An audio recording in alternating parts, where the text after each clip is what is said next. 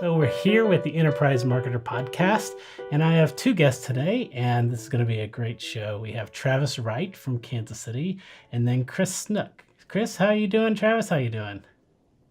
Excellent. Doing Awesome. well. Thank you for having us on the show. We really appreciate it. Yeah, so you guys just put out a new book, Digital Sense, and I've flipped through a lot of it, read pretty majority of it, and I was just very impressed. It's a wonderful book. I think you guys have done a great job of putting it together, and I was just shocked to see that you guys didn't actually interact in person during the writing; that it was all separate. Right. Thank you. Glad you enjoyed it. Yeah, for sure. It was all virtual for the most part. Chris and I literally met one time in Denver back in 2013, and I was doing a presentation there for the Denver Startup Week, and was talking about the Chief story and some of the other stuff. And him and I met. He was on one of the panels, and we had a great conversation. And then just sort of later on, it evolved into, hey, let's write a book. So pretty crazy. Yeah, so Chris, why don't you just give us a little introduction about yourself and kind of how you get started in marketing? Yeah, no, it's easy. I graduated college like most people did, and didn't like what I was being offered for a salary. I had no idea I wanted to be an entrepreneur. I was a football player, and I studied exercise physiology because they made me pick a major other than music, and I figured I'll learn how to lift weights, and that'll make me a better football player. So I wasn't, I had no interest in marketing or business at that time. I graduated, and I used grad school as an excuse. Went out to San Diego, and that was end of '98, early '99, and the internet 1.0 was taking off. I ran across a book in a bookstore called Think and Grow Rich. It was used in the Kensington bookstore. It took me forever to read it because I was a terrible reader at that point. But I read it, and it kind of started this whole personal development thing. I kind of got hooked on it. And, and so my entrepreneurial journey really kind of came after football ended, just as something I could throw myself into. And marketing really kind of spilled out of that. So I didn't have like a traditional path of, oh, I want to become a marketer, or I want to do this. I started to learn how to sell door to door. I was terrible at it. I was selling websites to small businesses in 1999 in Del Mar, California, and I didn't sell one after 6 months, but I got really good at taking no.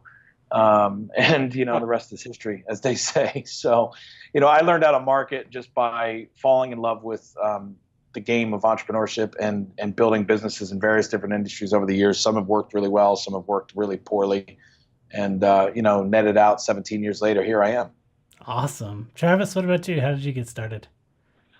Well, so it's an interesting journey. So I was in the military, going to, I was going through the Russian language school, the Defense Language Institute in Monterey, California. And Russia was sort of collapsed, or the Soviet Union had collapsed at that point, and they decided that they had had too many Russian linguists going through school. And so they said, hey, would you like to learn another language? Would you like to get a different job, or would you like to get out with part of your GI Bill? And I said, I am out. And so I ended up going to school at the University of Kansas, and I went to school for journalism and for marketing, but more so so that I could, I also took improv classes and acting classes because I didn't figure I wanted to do marketing or journalism. I was going to go be a stand-up comic. And eventually I realized that I'm not nearly as funny as I thought I was, and I better figure out this internet stuff. And so while I was actually working or going to school, I was working at Sprint and selling that 10 cents a minute long distance stuff, right? So I worked there all while I was going to school. And then I got an opportunity to sell GTE Yellow Pages, and which was a substantial increase in earnings. And so I went over there, and that's where I really started understanding keywords and categories and the types of businesses that people have. And like I said, wow, if you're a Kansas City plumber and they don't care that you're Jimmy Joe's Plumbing, they're looking for a Kansas City plumber. And so if you had kansascityplumber.com or KC Plumber or kcplumbing.com, people are going to find you because that's what they're searching for. And so I started helping businesses really understand, getting their domain, set up their website. And so I was self-taught on most of the stuff. After school, I just dove in. I didn't, know how to build sites or do any of that. I learned all of that on my own, and a lot of that's what's been part of the journey, is that my never-ending curiosity and love of learning has really driven my career, because it enables me to see what's coming next, and really pay attention to stuff. So I think that's been a key attribute. Yeah, I think it's probably amazing that we didn't run into each other more often back in the day, because I was running the .NET user group at Centric training, and you were training at Centric for probably 5 years straight. We would have been running into each other a little bit. Yeah, I was actually the lead web development trainer there from 2005 to 2007, 2008, 2006, 2008. I don't know. The years blur. It's all crazy. But yeah, so I was the Adobe certified trainer, and taught HTML, CSS, JavaScript, ActionScript. Then I taught people how to do SEO and the beginnings of social media. Once I went out to a conference out in San Francisco, went out to Web 2.0 Expo in '07, got on the Twitters, and I said, wow, this is amazing. So that kind of lit a fire. Yeah. So in the book, it's really a guide to this concept called EMF, or the Experience Marketing Framework. And once you get through the introduction, and the stories were great, the examples of amazing experiences, but then you dive into the EMF pieces, really opened up my eyes to a lot more of the complexities that go into driving customer experiences with the help of the layers that you guys laid out, and then the structure and order that it goes in.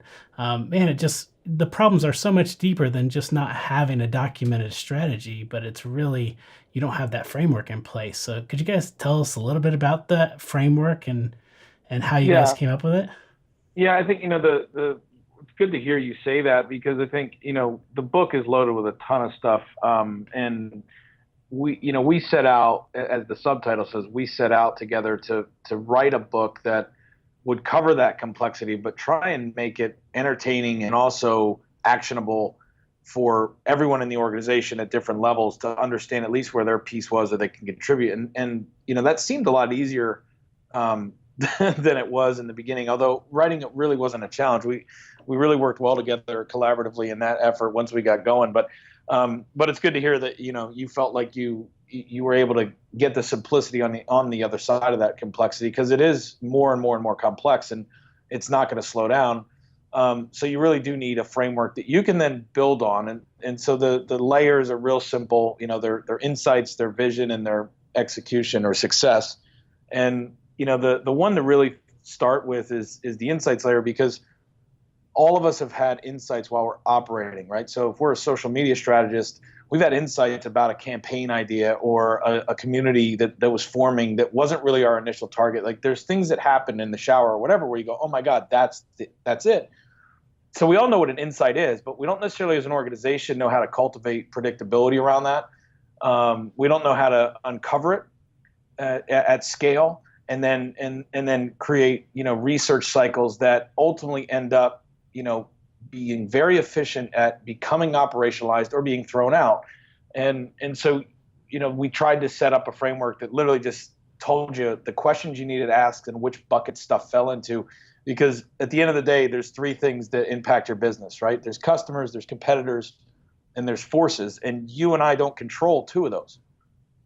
So really, the insights layer is about understanding how to assess how you can impact your business in a positive way, how you can continue to innovate and deliver reliability around customer experience, but also the things that are coming at you that you don't have any control over, that you have to have not only a strategy, but an alignment around as an organizational team before you start executing anything with a hope of it being sustainable. So the insights layer is that foundational one.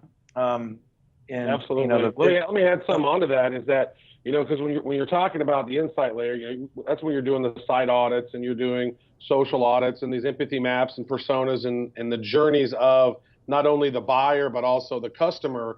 And there's a lot of things that come into play with that, especially when you're talking about what type of content, is valuable for different people on the journey. So there's the buyer's journey, and then they become a customer, and then there's the customer journey, right? And there's different strategies, there's different goals, there's different recommended content, there's different stakeholders that are important at each one of those levels, right? And so maybe if they're a prospect stage, and so maybe you're writing blog posts, or there's an ebook that's relevant for them, or infographics or white papers. But then as they become an opportunity, maybe you want to shoot them out video testimonials and case studies and webinars and how-to content and competitive analysis. But then once they get over to the other side and they become a customer, then that's different kinds of content. There's different experiences that they need and different things to help them move along the path, right? So a lot of things to consider in this whole thing, which is why the framework, I think, is pretty valuable. Yeah, absolutely. I mean, just all those examples that you gave show that, one, you're engaging with several different types of people, not just the CXO like most salespeople want to reach for the B2B, but there's so many influencers, there's so many different channels that they're living in, and they want to interact with you at different places and about different stuff in those channels. And so if you're not documenting it and coming up with the strategy way before the tactics, you'll find yourself, embracing something that might not be working just for the fact of embracing it. Well, and the thing that Travis hit on is, just as you were listening to him speak, all those things, people are nodding their head going, yeah, I'm concerned about that, or yeah, we have a plan for that. But if you asked 10 people, where does that exist in a layer around your organizational plans for the next 18, 24 months, they would all have a different answer. So what we try to do with the framework is give people a common picture they can work with. So that when he's talking about buyer's journey versus an existing customer's journey, and people go, okay, well, what content are we doing where? When they do that, when they're thinking that, and you say, okay, what do we have to take a look at, guys and girls? Everyone in that organization seeing the vision layer, which is about strategy, and they're seeing the competitor node, and they're going, okay, competitors are what we assessed at the insights layer, but touch points are what we're assessing at the vision layer, where now we're going, how do we match up against the 3 or 4 people we compete with for that same buyer or that existing customer on what touch point?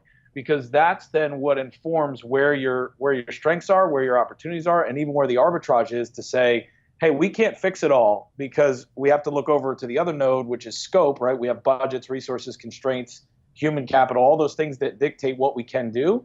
And so if we're going to have a strategy, we got to figure out what timeline are we going to be able to move in, what's our resource capacity, i.e. scope, and then which touch point is going to give us the biggest delta if we improve it 5%.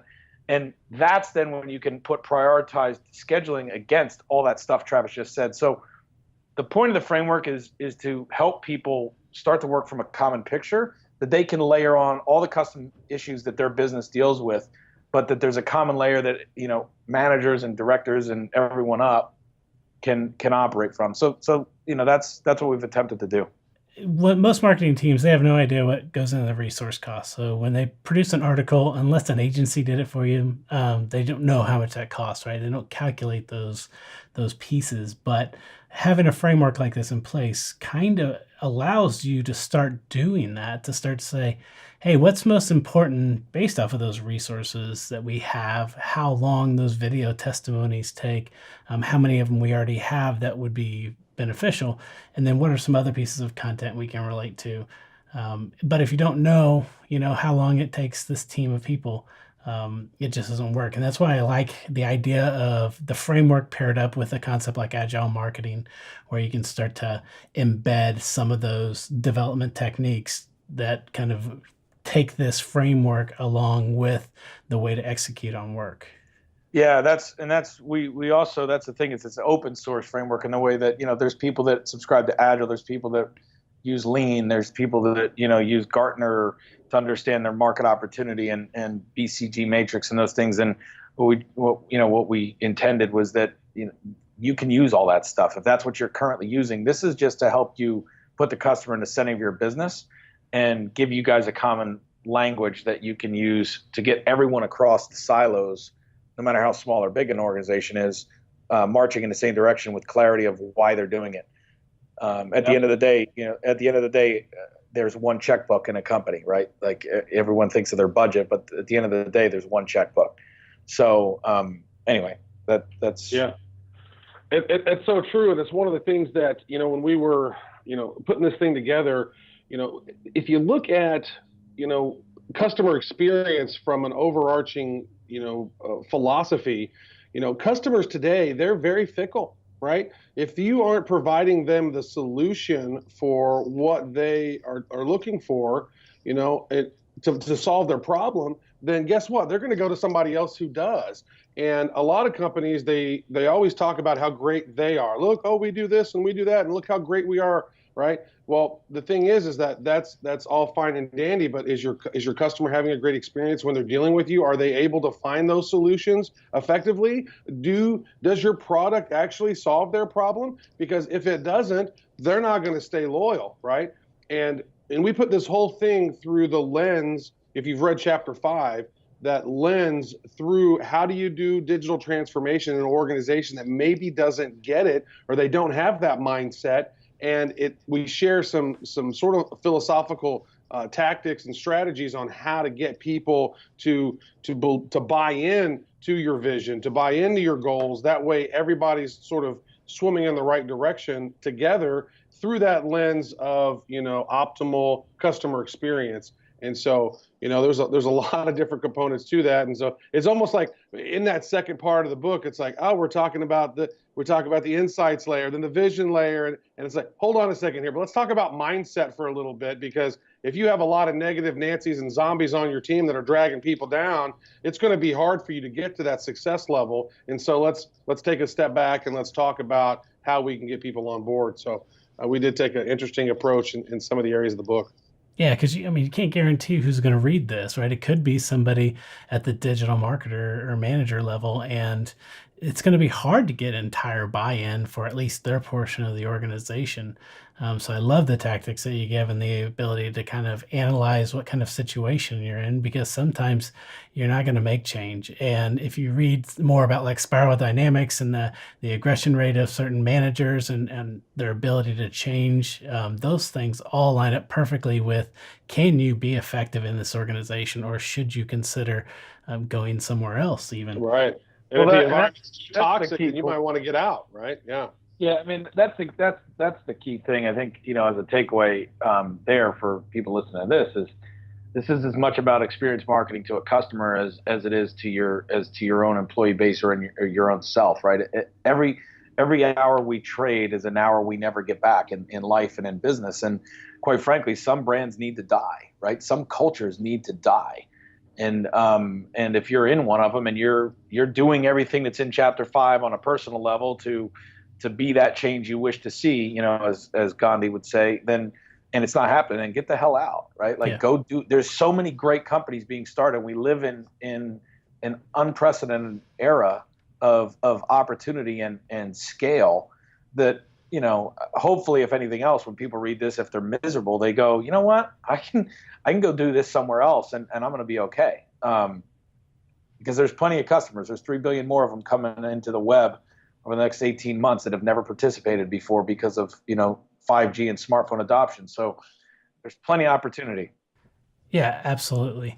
So Travis, tell us a little bit about this Kansas City Chiefs experience that kind of kicked you off into the kind of this world of Twitter fame, because we've interviewed Kansas City Chiefs digital manager, and he was brought in after this incident, and now they're one of the most popular brands on Facebook, and they've really dug into social listening. But it wasn't that way before, right? It was not that way before. No, 2012 actually was an interesting year. The Chiefs ended up winning, I believe, 2 games that entire year.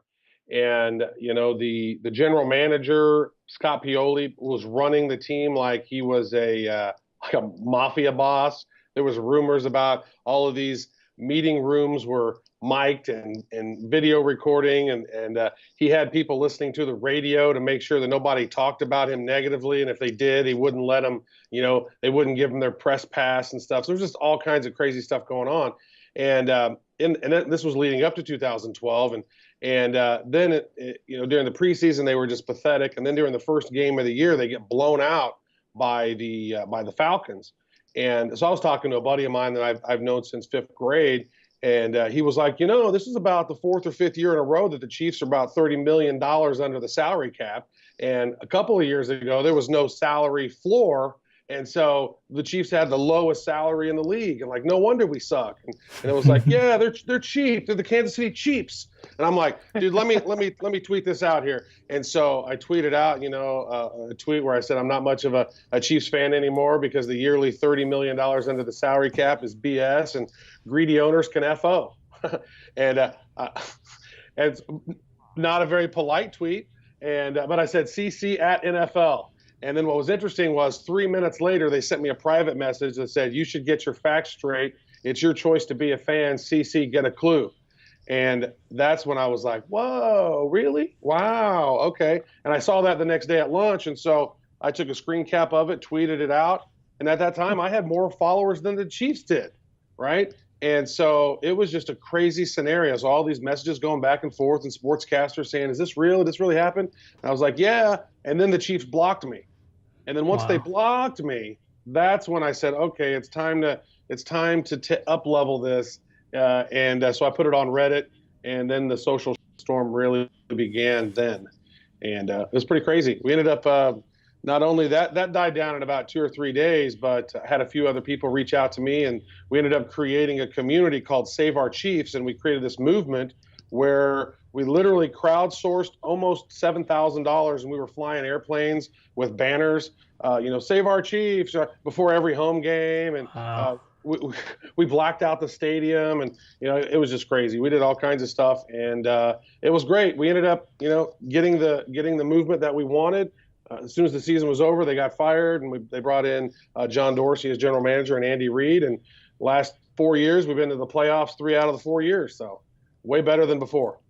Yeah, I mean, it just goes to show you that customers are so important now to interact with and do it well. And when you do it without a framework in mind, or without a total journey in mind, or, like Jay Bear will say, hugging your haters mentality, you can really open up a can of worms that is beyond what you originally thought was even possible, right? Oh, absolutely. Yeah. They don't think of that ahead of time, but luckily now they did. That was one of the catalysts too, is that in that year, the teams were getting so much money from the league overall contract of X amount of $1 billion. And so it was almost perceived by the ownership that the fans in the stands don't really matter anymore, because we're making all this money from the league. And that was one of the catalysts that says, the fans do matter. You need to listen to us, and you're ignoring us, and what we want is giving us a bad experience. And guess what? We're going to do something about it. And we did. So, Chris, what was your take on the recent Twitter kind of rave of the Wendys social media team? It was someone from VML here locally in Kansas City again. But if they essentially started to respond to a lot of the people out there who were saying negative things about them with really snarky comments back. Maybe it's because I've been traveling. I'm actually not that familiar with that specific incident, so I probably can't comment on it. But I guess I'm going to go check that hashtag today, though. No, yeah. I actually know, what's great about this is the guy who runs Wendys Twitter and the Baconator, I actually helped refer him into that job. He is a hilarious comedian. So there's a group that I run here in Kansas City with Kansas City comedians, Facebook group. There's a little over 500, amateur comedians. And this guy, if you've ever seen some of the stuff that he's done, he did the whole I'm a snake. So if you actually look on that I'm a snake video, that's the same guy. I'm not going to say his name because I think he wants to stay low key. But if you know the I'm a snake, check out Tosh.0, that video. That guy is hilarious. And I think the first tweet was sent out by his manager, and then she was like, all right, do your magic. And so he's just been snarking it up, and he's very, very funny. He's one of the funnier people that I know in the comedy space. And he sort of took my lead, whereas I've been in comedy for a long time. And then, then he saw me get the job at Norton and run the Norton Twitter and helping with social and doing social strategy over there for Semantic. And I kind of helped guide him into that role. I said, dude, you are quick, you're witty, you have these one-liners for days. I go, you should look into doing this. And so we had another friend who was a comedian at VML, and we made the connection. And he's done the Wendys account, I think, for a little over 2 years now.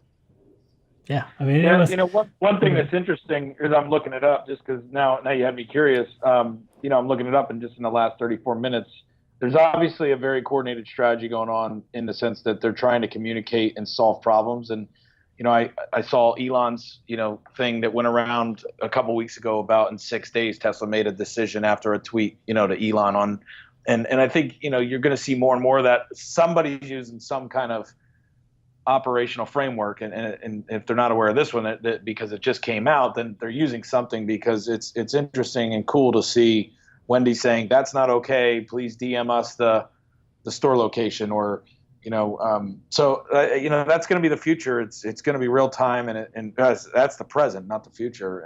But I think more and more companies are going to have an actual operational playbook for that, and we'll see more of that. Yeah, that's part of the things that we talk about in the book as well, is that social is not just social media marketing. It's not just your marketing department. It goes across customer experience. It goes to customer service. It goes to your sales department. It goes to HR because they're vetting new employees, right? It goes to your executive team and how they're becoming thought leaders in the space and how they're influencing things, So, social media is not just for the Twitters and the Facebooks, right? It's many different aspects of your business. It flows through the whole scope. So, if you're only thinking about social media from a marketing perspective, you got to look into that, because your sales team, social is huge for sales. It's huge for those other areas of your business. And that's why we talk about social business strategy, customer experience, also defining all your goals, what your objectives are, and then get to the point where you can begin to make decisions around which marketing technologies you might need to use to accomplish your goals. Great. Well, as we start to wrap this up, if you could go back with the EMF framework 10 years to yourself, and you were sitting there, finally getting Chrome and starting to get a browser that could do more, and then social media starting to make its way, what would be a piece that you would drive home to yourself back then that you wish you just knew? Yeah, mine would be less about the framework, not having that in mind. Mine would be that to heed the law of slowly then suddenly, which we talk a little bit about as it relates to the exponential growth of both technology, but everything. But I think, as it relates to that, I would really think about business is a relationship. We talk about that in the book as context for why you need this framework. And that starts with your customer, because there's not a business that I'm aware of that makes money without a customer. And if there is one, I want to know, because that'd be a lot more easy to manage. So, the end of the day, I think what I'd say 10 years ago is I wouldn't tell myself anything different, but I would focus myself in on the simplicity of create value for someone that has a problem that you can solve, and manage that relationship like it's the only thing, that matters, because the truth is, it is, if you want to stay around. Yeah, absolutely. Travis, how about you? Well, I understood early on where, it's all about business relationships, right? So while I was at Centric, I had a startup that I was working on called Atticus, and that was all about intelligent advertising, or advertising IQ. And, we were 4 days away from getting $500,000 in funding. And then we got a knock on the door from the FBI saying that the principal of the capital firm got arrested for a stock market FINRA violation, right? And so I'd already trained my replacement, and I had no funding. And so, I got really drunk that night. But the next day, through my hangover, I was like, look, I can be a victim or I can be a victor. It's all about my mindset. And so what I'm lacking right now is the key relationships outside of Kansas City in the digital space that can help my business grow. It can help me grow as a person. I need these relationships. My career will take off if I start building correct relationships. So I knew that 10 years ago. If you're saying what I say to myself 10 years ago, I intuitively knew that. That's one thing that I think that I've built my career on, is always not only seeing what's happening now, but also seeing what's coming up next, right? I see there's a big movement that's going to start happening towards Generation Z, right? I mean, everybody talks about millennials, but now we got Generation Z that's going to be the biggest, consumer group that maybe has ever hit the planet.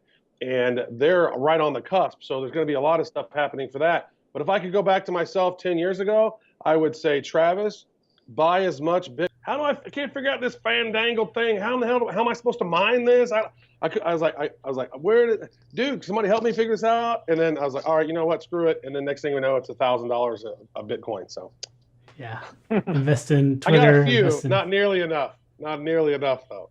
Yeah. So So I already have an island somewhere. So how important do you guys think VR, AR, and the concept of 5G and really the information superhighway that was introduced to us back in 1994, how important do you think that's going to be to marketing? I don't know on VR, AR. I think the jury's out on that. I think that 5G is a whole different animal because you're talking about high-speed connectivity for every person on this planet, and that's a game changer. That's fundamentally a game changer. We have 11 billion connected devices today, according to DigiCity, which I just was with them and the governor of Arizona yesterday. And there's going to be 80 billion in like 4 years. That means everything from traffic lights to self-driving cars, feeding data back to, all kinds of stuff. So I think 5G is a fundamental game changer. I know Travis, has some thoughts on that. As far as VR, AR, I think those things are interesting. I think in certain verticals, they'll be really cool and they'll take off and marketers will leverage them. But for humanity, 5G is a different deal.